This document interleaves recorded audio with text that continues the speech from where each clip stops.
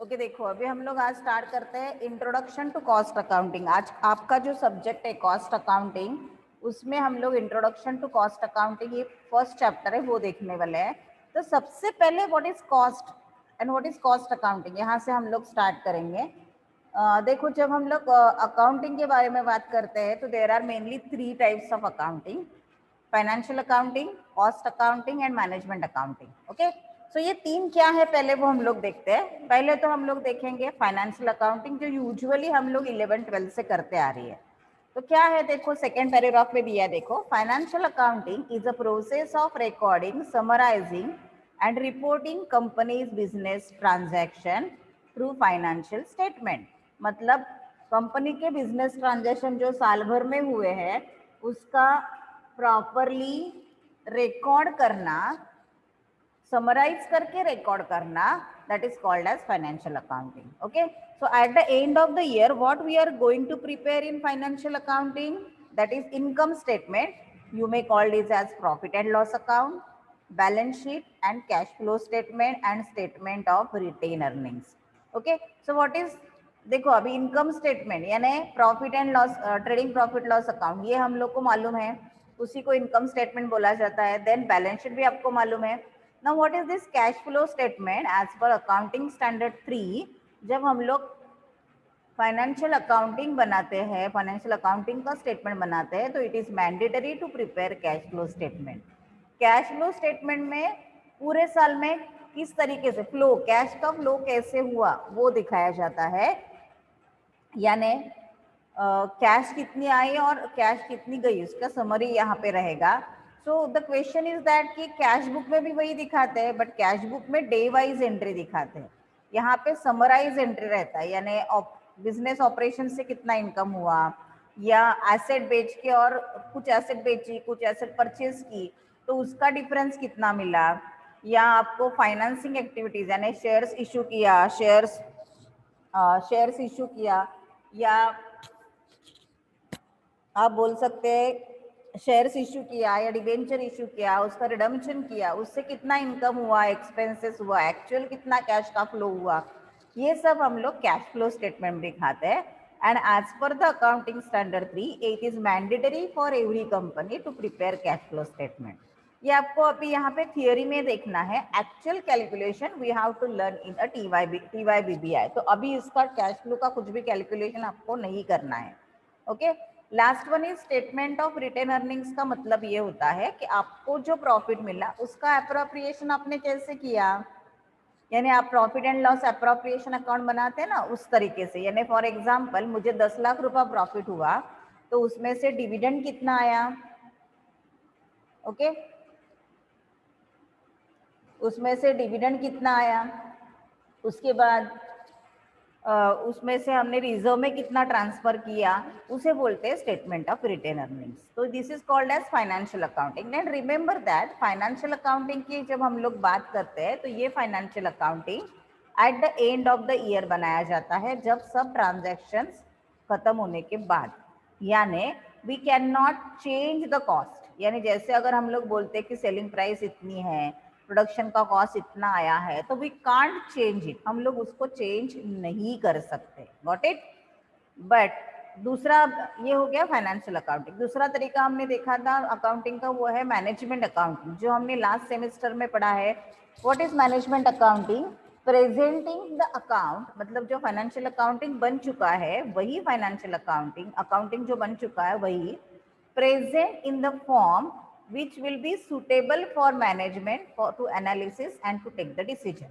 मतलब मैनेजमेंट का जो भी रिक्वायरमेंट है उसके हिसाब से जो हमने अकाउंट्स पहले से लिखा हुआ है उसको प्रेजेंट करना, so that it will be easy for management to take the decisions and analyze the statements। okay, so वो हो जाएगा मैनेजमेंट अकाउंटिंग। उसका ये नोट्स में इंक्लूड करना जरूरी नहीं था तो मैंने नहीं डाला है उधर। ओके, नाउ जो हमारा सब्जेक्ट रिलेटेड मैटर है वो है cost accounting. So what is cost accounting? देखो यहाँ पे फर्स्ट पैराग्राफ में हमने डेफिनेशन दिया है।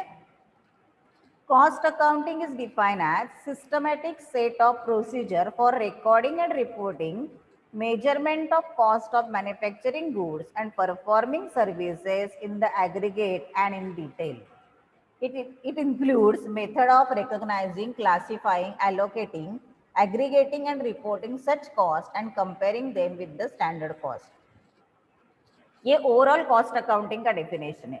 बट अगर हम लोग सोचने जाए तो कॉस्ट अकाउंटिंग में क्या किया जाता है. देखो, financial accounting is prepare after at the end of the year after all transactions are over. But when we are talking about the cost accounting, we have to estimate the cost before we are going to start the production. Production start करने से पहले हम लोग cost estimate करते हैं. कभी कभी उसका standard decide किया जाता है. And जब actual calculation होता है, year end होता है, तब जो cost है अपना actual cost या हमने डिसाइड किया हुआ स्टैंडर्ड कितना कॉस्ट होना चाहिए और एक्चुअल कॉस्ट उसका हम कंपैरिजन कर सकते हैं. स्टैंडर्ड देखो लास्ट लाइन में दिया है ना, comparing them with the standard cost. इसके अलावा कॉस्ट अकाउंटिंग का यूज, कॉस्ट अकाउंटिंग में हम लोग कॉस्ट शीट भी बनाते हैं. तो ये जो कॉस्ट शीट है उसका यूज क्या होता है. कॉस्ट शीट का मतलब है एस्टिमेटेड कॉस्ट. किसी भी गुड्स को प्रोड्यूस करने के लिए एस्टिमेटेड हमें कितना खर्चा आने वाला है उसे बोलते हैं कॉस्ट शीट. तो इससे हमें बेनिफिट क्या मिलेगा कि वी कैन जज कि मुझे कितना कॉस्ट पर्टिकुलर प्रोडक्शन के लिए लगने वाला है. फॉर एग्जाम्पल अगर आपको कोई बाइक बेचनी है या आपको कोई ज्वेलरी बेचनी है और उसका आप मैन्युफैक्चरिंग करने वाले हो, बाइक का प्रोडक्शन करने वाले हो आप, तो सबसे पहले उसका प्रोडक्शन कॉस्ट यानी मैन्युफैक्चरिंग कॉस्ट हमें निकालना पड़ता है. Then only we can decide at how much rate we can sell it in the market. Okay, कुछ तो हमारे पास बेस होना चाहिए. Market price we have to consider, no doubt. But apart from that, is it possible us to sell at market price. नहीं तो होगा क्या कि हमारा प्रोडक्शन कॉस्ट है 100 और मार्केट प्राइस है 80, तो हम लोग 80 में बेचेंगे तो हमारा कुछ प्रॉफिट ही नहीं होगा, उल्टा लॉस होगा.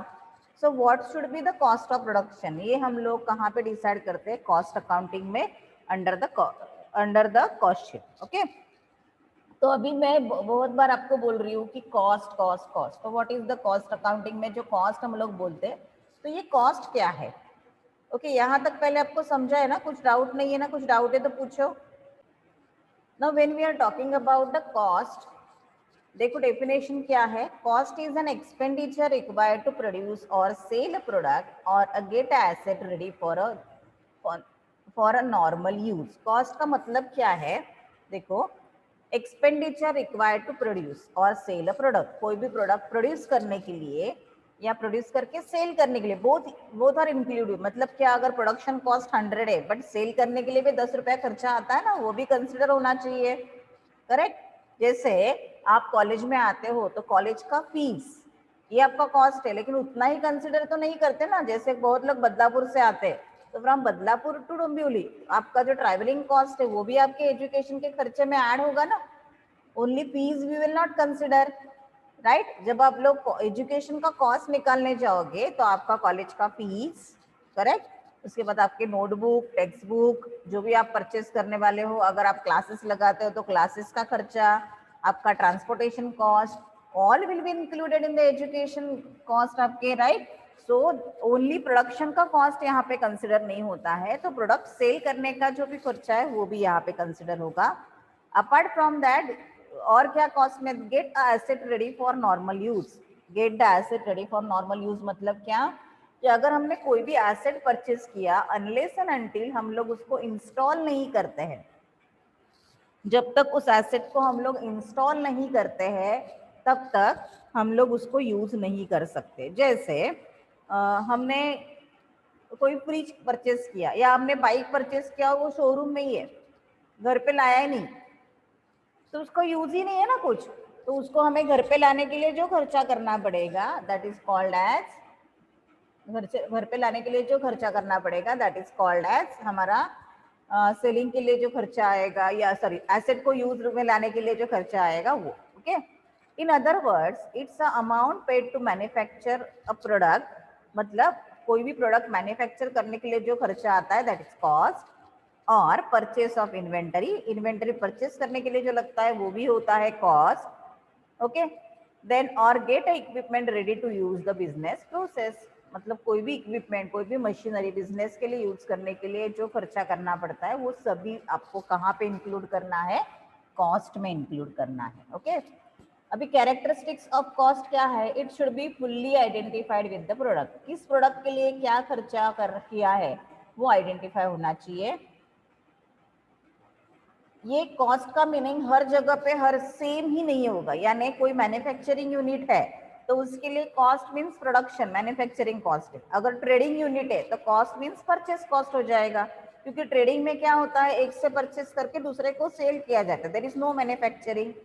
सो for manufacturing unit cost means production cost, whereas for trading unit cost means purchase cost.